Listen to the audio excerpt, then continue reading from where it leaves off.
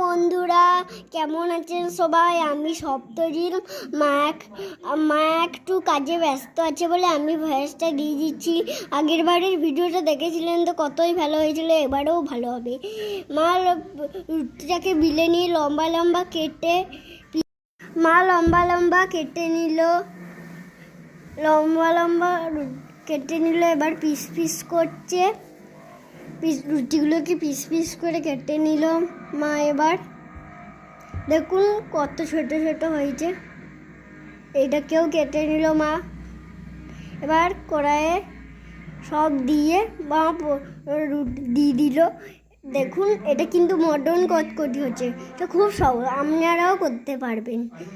মা এবার নাড়ছে, দেখুন লাল হলো। মা মটন কটকটিগুলো লাল হয়ে যাওয়ার সময়, লাল হয়ে গেলে তো প্লেটে তুলে আমরা এবার সবাই মিলে খাবো এগুলোকে।